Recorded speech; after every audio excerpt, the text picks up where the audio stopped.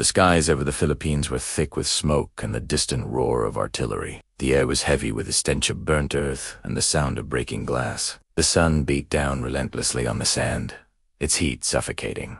But for the nurses of Bataan, the worst was still to come. In the midst of war, they had been trained to heal, to ease pain, to offer comfort in times of crisis.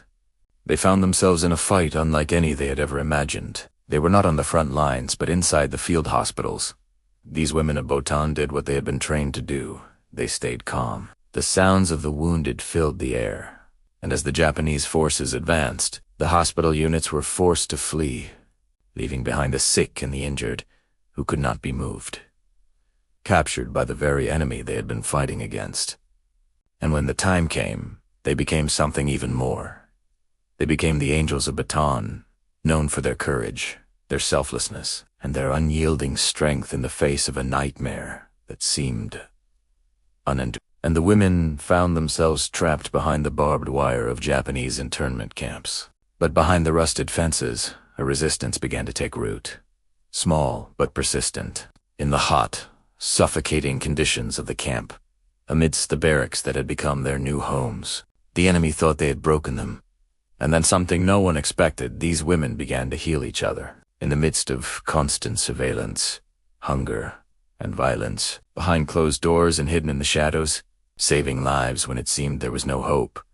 And through it all, they never allowed their spirits to be broken. They were the beating heart of a silent rebellion that would continue to defy the enemy.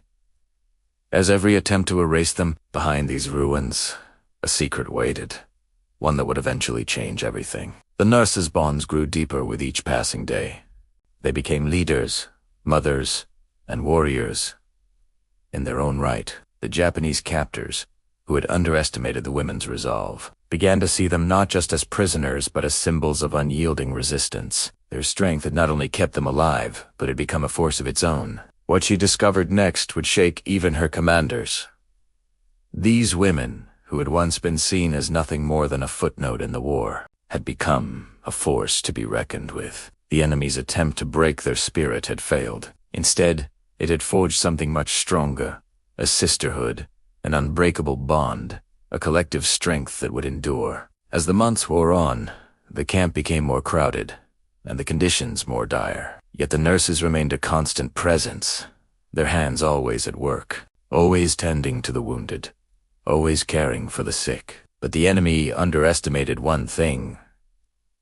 The women of Bataan had not only become prisoners, they had become something more, something unstoppable. The camp had become a crucible in which they were forged, a place where the human spirit was tested to its limits and yet never broken. And as the days turned to weeks, and the weeks into months, their resilience began to spread. More and more women, once silent in their suffering, began to rise. They began to fight back, not with weapons, but with the power of unity, with the strength of compassion, with the unwavering belief that survival was possible. The enemy did not know what they were up against. They had expected to break the nurses of Bataan, to destroy their will, but instead, they had created a force far stronger than they could have ever imagined. These women, who had once only been known for their healing hands, had become warriors, their spirits unbreakable, their resolve unshakable. They were the Angels of Bataan, and they would not be forgotten. As the war raged on, these women's courage continued to inspire.